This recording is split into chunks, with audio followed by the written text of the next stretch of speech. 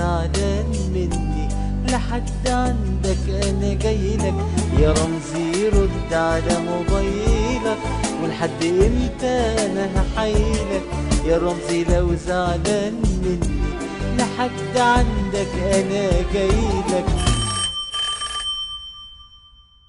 And I want to welcome you to Earthlings 101, the crash course for alien visitors of Earth.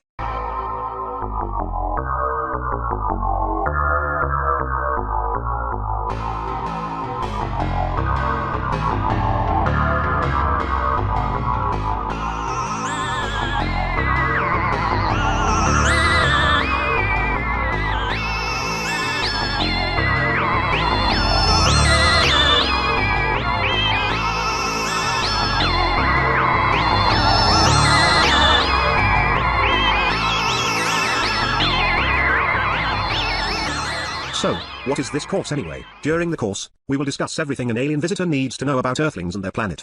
No matter whether you are a space tourist, an alien scientist, or a galactic conqueror, if you are interested in the human species, this course is for you. The first episode is a general introduction into the human race, or, as they call themselves, mankind. The Earthlings live in a rather boring region of the galaxy and are not particularly intelligent, beautiful or tasty, so why are they so interesting? Well, the Earthlings planet happens to be inside a natural reservation inside a non-transit area inside a neutral zone between the Andromeda Empire and the Union of Galactic Communist Republics. Due to this position, their planet is actually out of reach of the almighty and omnipresent galactic bureaucracy. A planetary census alone would require more paperwork than the last galaxy-wide reform of the taxation of planetary rings. In consequence, life on Earth has developed without any administrative supervision. Wars and migrations don't need to be approved by the administration. Whole species can emerge and perish without any paperwork, and all economical benefits stay on the planet. Earthlings don't even pay a tax on their moon. The Earthlings' home is a small rock called Earth, orbiting an uninteresting yellow star called Sun. Being a tax paradise, they can afford an enormous moon as well. The planet is mostly covered with hydric acid, also known as dihydrogen monoxide, a slimy and disgusting chemical which is toxic to most galactic life forms. Life on Earth is roughly divided into 4 kinds of creatures. First, there are plants, greenish fiber bundles which clamp to the ground and feed on sunlight. Secondly, there are animals, mobile bags filled with red slime, which feed on plants, and sometimes on other animals.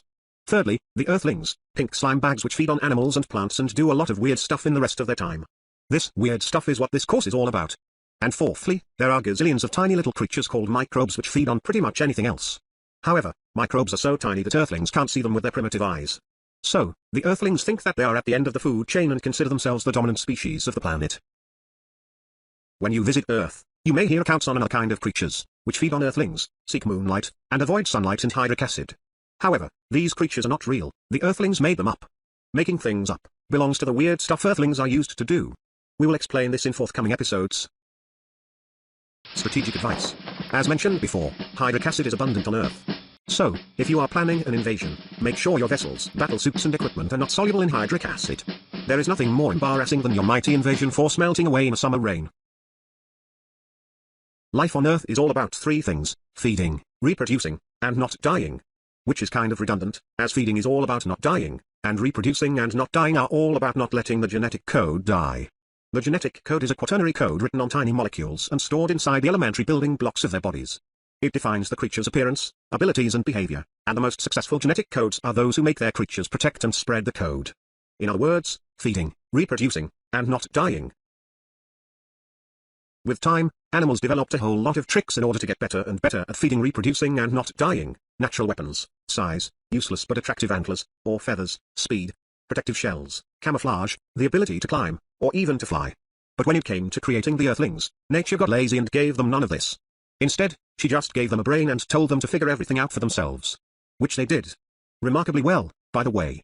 The trick was to replace the missing natural attributes by self-made ones, which they called tools. With these tools, Earthlings could adapt better to any given circumstances than any other species on the planet. Except for the microbes.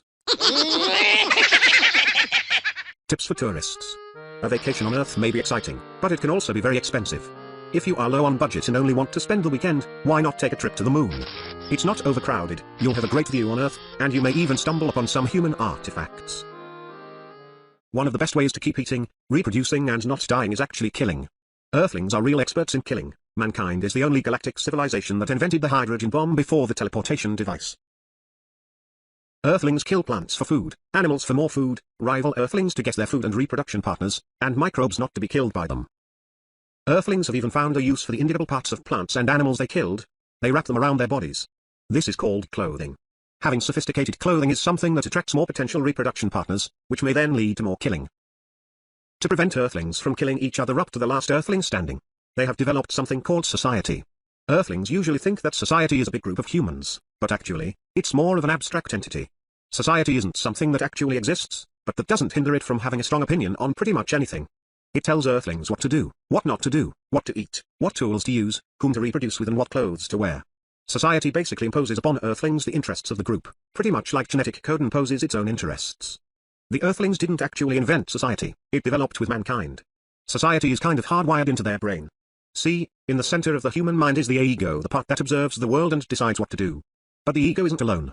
It's based onto a dark and strange part we might call the beast, which defends the interests of the genetic code, feeding, reproducing and not dying. On the other hand we have what we might call the nigilla, which is kind of an advocate of society.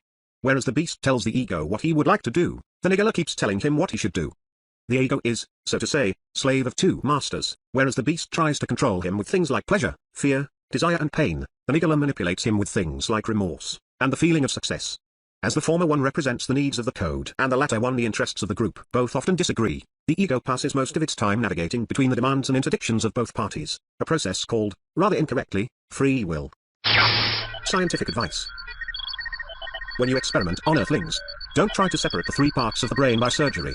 That's not possible, as they are all tangled together. Instead, try stimulating different parts of the brain with electric shocks and see what happens. This is an interesting and entertaining way of learning about the functions of the brain. It's also a great science fair project for young scientists. The funny thing is that neither the beast nor the nigilla seem to live in the present. The beast still lives in a distant past where life was tough, rules were simple, killing was a necessity, reproducing didn't follow any rules, eating involved a lot of running after animals, and not dying involved a lot of running from predators. The nigilla, on the other hand, lives sometimes in an idealized future where life is easy, nobody kills anybody anymore, everybody is kind and perfect and everything will be better. Sometimes, however, the nigilla lives in an equally idealized, not so distant past, where rules were strict, manners were different, clothing covered more skin, reproducing was nearly prohibited and everything was better. So the ego, having to deal with the present, has sometimes a hard time reuniting the wishes of his two masters. This was the first episode of Earthlings 101. In forthcoming episodes, I will tell you more about evolution and society, but also about weird things like nations, myths, dreams, sex, magic, rituals, beauty, money, games and much more. Next time you will learn about evolution, genetics, and why the genetic code of Earthlings contains the sentence "squids are stupid" in an ancient Sagittarian dialect. Thank you for watching.